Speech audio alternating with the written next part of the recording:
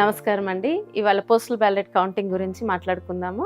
ముందుగా postal ballot ఎలా caste చేస్తారో బ్రీఫ్గా చెప్తాను.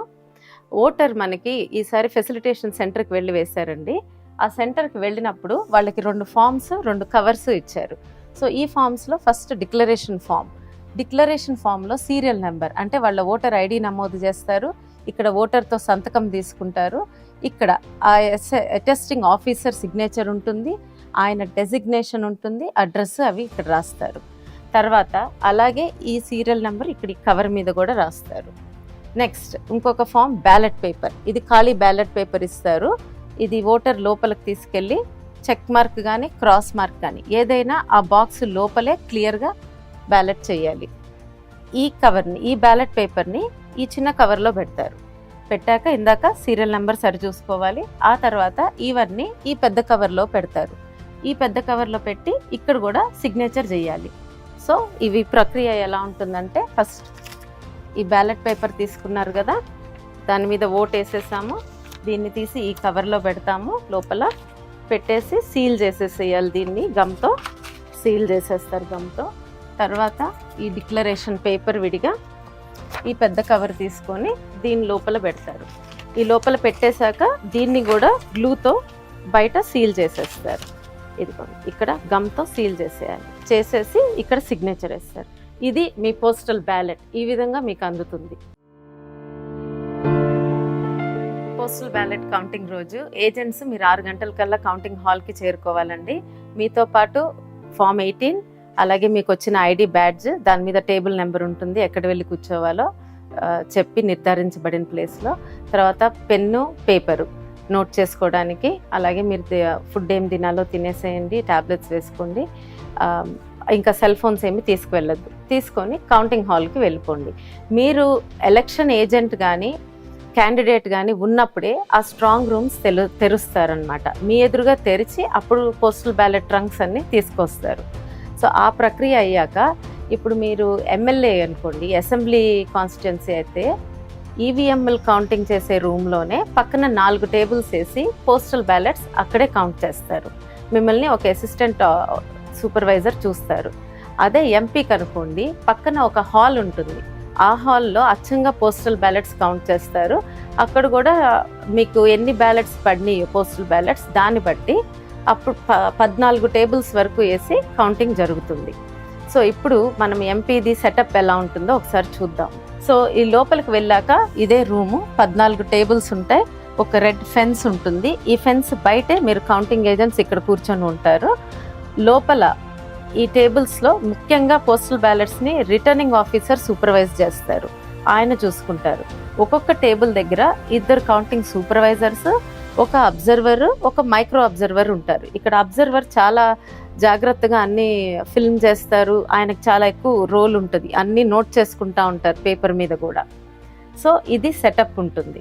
సో దీనిలో పోస్టల్ బ్యాలెట్ కౌంటింగ్స్లో ఫస్ట్ ఈటీపీబీఎస్ అంటే electronically transferred postal ballot system అని ఉంటుంది. ఇది ముఖ్యంగా మన పారామిలిటరీ దళాలు వాళ్ళు చేస్తారు. వాళ్ళ కౌంటింగ్ ఫస్ట్ స్టార్ట్ అవుతుంది. ఇక్కడ క్యూఆర్ కోడ్ ఉంది కదా, దీన్ని స్కాన్ చేసి వాళ్ళ కౌంటింగ్ చేస్తారు. తర్వాత process postal ballots, regular postal బ్యాలెట్స్కి ప్రీ కౌంటింగ్ అనే ప్రక్రియ ఒకటి ఉంటుంది. దానిలో ఇప్పుడు మనకి సుమారుగా ఒక నియోజకవర్గానికి 23,000 పోస్టల్ బ్యాలెట్స్ వచ్చినాయి అనుకోండి. ఆ వచ్చినప్పుడు 14 టేబుల్స్ ఉన్నాయి కాబట్టి 14 పెట్టి డివైడ్ చేస్తే సుమారుగా టేబుల్కి 1642 పోస్టల్ బ్యాలెట్స్ ఇస్తారు ఒక్కొక్క టేబుల్కి ఇక్కడ. సో అవి ఇచ్చినప్పుడు దానిలో ఒక ప్రక్రియ, వెరిఫికేషన్ ప్రక్రియ అని ఉంటుంది. దాని ప్రకారం కొన్ని వ్యాలిడ్ కానివి తీసేస్తారు బ్యాలెట్స్. దాని గురించి నేను తర్వాత చెప్తాను. అదైపోయాక మళ్ళా ఆ వ్యాలిడ్ ఉన్న పోస్టల్ బ్యాలెట్స్ని మళ్ళా కలిపి ఒక్కొక్క టేబుల్కి 500 చొప్పున పంచుతారు సుమారుగా. ఆ పంచి అప్పుడు కౌంటింగ్ చేయటం స్టార్ట్ అవుతుంది. ఇది ప్రక్రియ. ప్రీ కౌంటింగ్, వెరిఫికేషన్ బ్యాలెట్స్కి, మళ్ళా తర్వాత అవి అంతా మిక్స్ చేయడము, మళ్ళా టేబుల్కి 500 చొప్పున పంచుతారు. అప్పుడు కౌంటింగ్ స్టార్ట్ అవుతుంది అన్నమాట. ఇప్పుడు నెక్స్ట్ ఆ వెరిఫికేషన్ ఎలా చేస్తారో చెప్తాను. ఇప్పుడు మీకు పోస్టల్ బ్యాలెట్ ఈ విధంగా వస్తుందండి. ఇప్పుడు మీ టేబుల్కి ఒక 1640 ఎన్నో ఒక టేబుల్కి వచ్చినాయి అనుకోండి, సుమారుగా ముందే నిర్ధారించబడిన నెంబర్ వస్తుంది. సో మీరు ఈ బ్యాలెట్ కవర్ చూస్తారు, చూసినప్పుడు ఇక్కడ మీకు సిగ్నేచర్ ఉండాలనుకుంటారు, కానీ అది లేకపోయినా పర్వాలేదు. ఈ కవరు, పెద్ద కవరు కంపల్సరీ సీల్ అయి ఉండాలి. సీల్ అయి ఉంటే చాలు, దీనిని ఓపెన్ చేస్తారు. ఒకవేళ సీల్ అయి లేకపోతే ఇలా ఓపెన్ చేస్తుంటే దీనిని పక్కన పెట్టేస్తారు. సో ఇప్పుడు ఇది సీల్ అయి ఉంది, దీన్ని మనం ఓపెన్ చేసాము. ఓపెన్ చేయంగానే మీకు లోపల డిక్లరేషన్ పేపర్ ఉండాలి. ఒకవేళ డిక్లరేషన్ పేపర్ లేదనుకోండి, ఈ ఓటు వ్యాలిడ్ కాదు, దీన్ని కూడా పక్కన పెట్టేస్తారు. సరే, డిక్లరేషన్ పేపర్ ఉంది దీనిలో. So next ballot cover. ఈ బ్యాలెట్ కవర్ కూడా క్లోజ్ అయిపోయి ఉండాలి. ఇది ఓపెన్ అయి ఉన్నా కూడా దీనికి వాల్యూ ఉండదు. అలాగే సో ఇప్పుడు ఈ డిక్లరేషన్ పేపర్ మీద సీరియల్ నెంబర్ ఉంది. ఇది సీరియల్ నెంబర్ ఉండాలి, ఇక్కడ సీరియల్ నెంబర్తో మ్యాచ్ అవ్వాలి కవర్ మీదది. సో ఈ రెండు ఉండేటట్టు చూసుకోండి. అలాగే ఇక్కడ ఎలక్టర్ సిగ్నేచర్ ఉండాలి, ఇది కంపల్సరీ ఉండాలి. తర్వాత ఇక్కడ అటెస్టింగ్ ఆఫీసర్ సిగ్నేచర్ ఉండాలి. తర్వాత ఆయన డెసిగ్నేషన్ ఉండాలి, ఆయన ఏంటో తెలవాలి. అక్కడ అడ్రస్ ఉండాలి.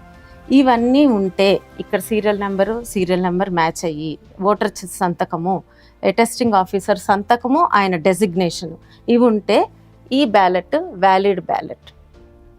ఒకవేళ ఈ సీరియల్ నెంబర్ తేడా ఉందనుకోండి, దానికి వాల్యూ చేయరు, తీసేస్తారనమాట, ఆ బ్యాలెట్ని తీసేస్తారు.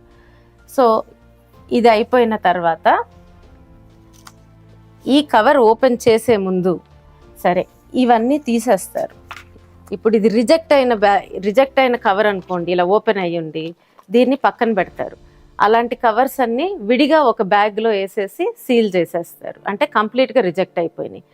సరే, ఒకవేళ ఇక్కడ సరిగ్గా లేదనుకోండి, ఈ ఇన్ఫర్మేషన్ ఏదన్నా మిస్సింగ్ అనుకోండి, అప్పుడు ఇవి మాత్రం తీసి ఇవి ఇంకొక కవర్లో పెడతారు. మళ్ళీ ఇవన్నీ లోపల పెట్టేసి ఇవి వేరేగా రిజెక్టెడ్ కవర్లో పెడతారు. సరే, ఇప్పుడు ఇవి బాగానే ఉన్నాయనుకోండి, postal ballot valid postal ballot అనుకోండి, అప్పుడు ఈ రెండు తీసి ఇంకొక బ్యాగ్లో పెడతారు. అంటే రిజెక్ట్ అయిన కవర్స్ అన్నీ ఒక బ్యాగ్లో వేసి సీల్ చేస్తారు. వ్యాలిడ్ అయిన పోస్టల్ బ్యాలెట్స్ ఈ కవరు డిక్లరేషను ఒకదానిలో పెట్టి సీల్ చేసేస్తారు. ఆ తర్వాత ఇవి మీరు రిజెక్ట్ చేశారనుకోండి, డైరెక్ట్గా రిజెక్షన్లోకి పడవు. మీకు రిటర్నింగ్ అధికారి వచ్చి మళ్ళీ చెక్ చేస్తారు, ఒకసారి క్రాస్ చెక్ చేసి అవును ఇది నిజంగానే ఇన్ఫర్మేషన్ మిస్ అయిందని తీసేస్తారు.